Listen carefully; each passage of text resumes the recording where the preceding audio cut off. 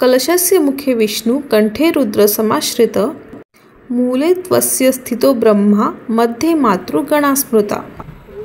तर आज आपण बघणार आहोत कलश स्थापना कशी करायची।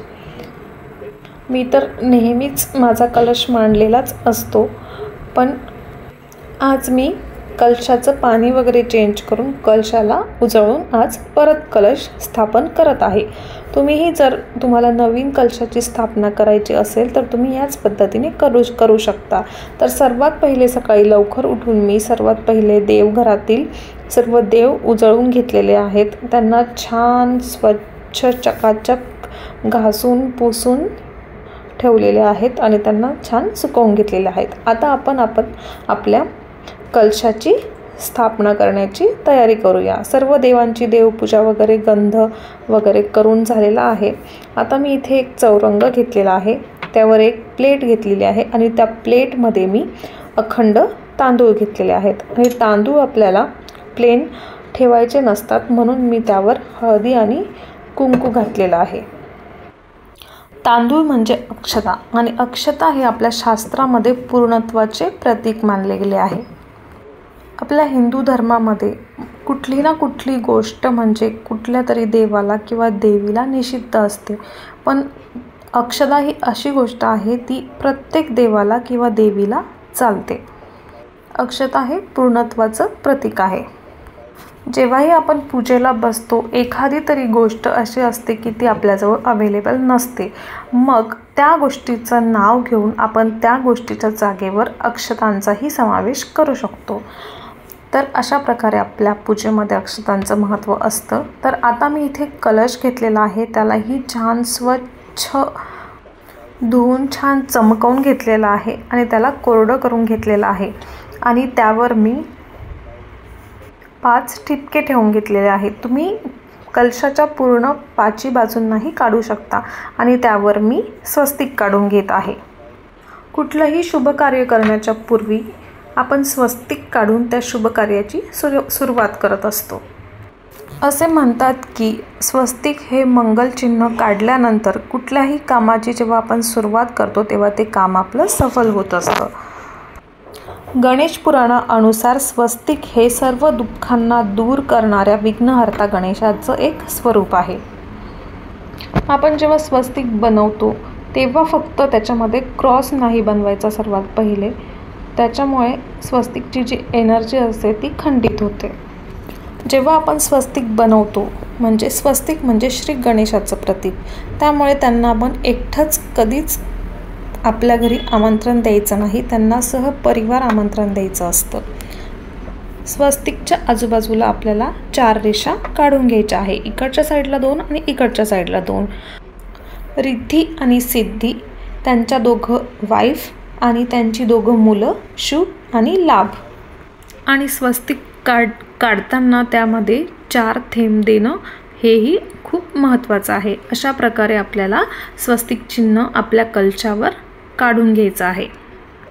स्वस्तिक काढून झाल्यानंतर आपल्याला तो कलश आपण ज्या प्लेटमध्ये जे तांदूळ घेतले होते त्यामध्ये स्थापन करायचा आहे। आता मी इथे चौरंगावर प्लेटमध्ये तांदूळ घेतलेले आहेत, तुम्ही चौरंगावरच डायरेक्टली टाकले तरीही चालेल। आता आपल्याला त्या कलशामध्ये स्वच्छ पाणी भरून घ्यायचं आहे। रिकामा कलश ठेवणे हे अशुभ मानले जाते, त्यामुळे जगातील सर्व प्रकारचे समुद्र, पवित्र तीर्थक्षेत्र, पवित्र नद्या या सर्वांचं स्मरण करून आपल्याला यामध्ये पाणी भरून घ्यायचं आहे। याच पाण्यामध्ये कलशामध्ये मी 1 रुपयाचा सिक्का घातलेला आहे, 1 सुपारी घातलेली आहे। तुमच्याकडे तुम्हाला हवं असेल तर तुम्ही चांदीचा सिक्काही घालू शकता, अखंड हळदीचा तुकडाही घालू शकता। मी हळदी आणि कुंकू घालून घेतलेला आहे आणि त्यावर मी आंब्याचे 5 पानं ठेवत आहे। तुम्ही खाऊची पानं किंवा विड्याची पानं हे देखील ठेवू शकता। यात तुम्ही 5 किंवा 11 दुर्वा घालायच्या आहेत तुमच्या इच्छेप्रमाणे, एखादं फूल घालायचं आहे, पण फूल आणि दुर्वा ह्या लवकर खराब होतात त्यामुळे मी शक्यतो घालत नाही। आणि तांब्याच्या कंठाला एखादा धागा बांधायचा आहे आणि आपण पाणी भरतो कलशामध्ये तेव्हा तुम्ही त्यामध्ये थोडं गंगाजलही घालू शकता। आता मी इथे नारळ स्वच्छ धुवून घेतलेला आहे आणि त्याला हळद आणि कुंकू आणि अक्षदा लावून घेतलेल्या आहेत। आता माझं नारळ ऑलरेडी जुनं आहे, त्यामुळे ते इतकं काळशार आणि असं दिसत आहे। तुम्ही नवीनच स्थापना करत असाल नारळाची तर ते इतकं असं दिसणार नाही, इतकं डार्क दिसणार नाही। हे 24 तास पाण्यात असल्यामुळे याचा कलर असा झालेला आहे। आता श्रीफळाला छान सजवून झाल्यानंतर आपण त्या श्रीफळाची स्थापना कलशात करणार आहोत। आषाढ महिना हा देव्यांचा महिना असतो आणि तुम्ही बघू शकता माझ्या नारळाला कोंब आलेला आहे। खूप खूप खूप आनंदाची गोष्ट आहे ही, आणि आषाढ महिन्यातच देवीने मला तिचा साक्षात्कार दिलेला आहे।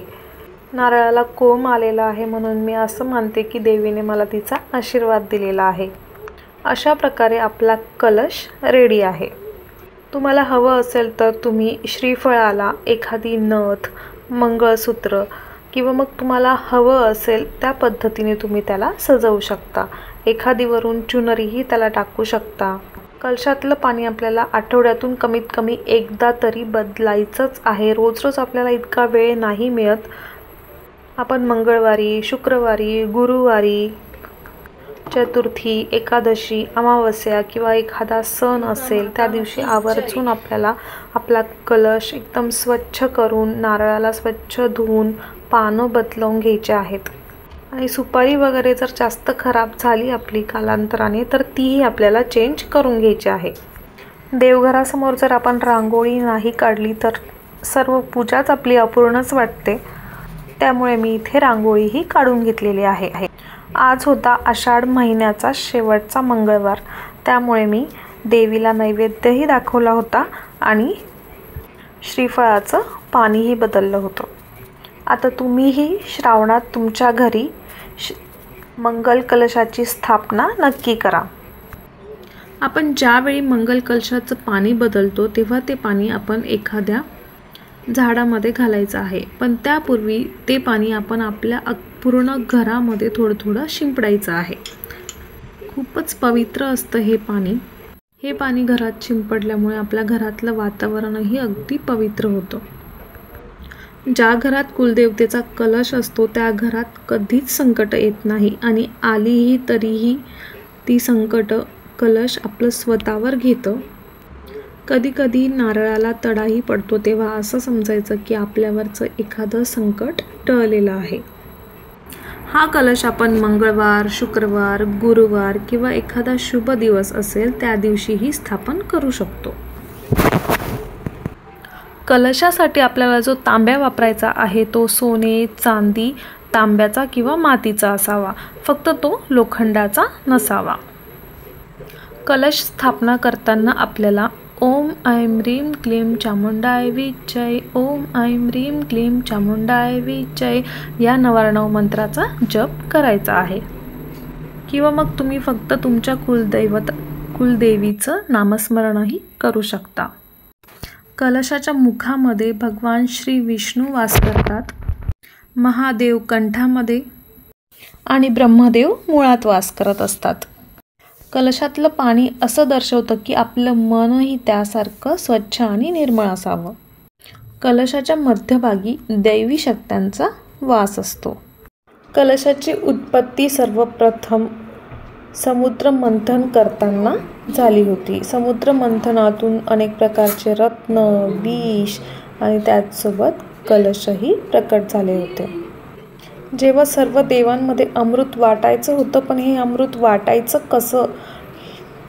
समुद्र मंथनातून जे अमृत मिळालं होतं ते अमृत वाटण्यासाठी काहीतरी हवं होतं। मग हे अमृत वाटायचं कसं? तेव्हा सर्व 33 कोटी देवांनी विश्वकर्मा यांना त्यांची एक एक कला दिली आणि सर्वांची कला मिळून कलश रेडी झाला।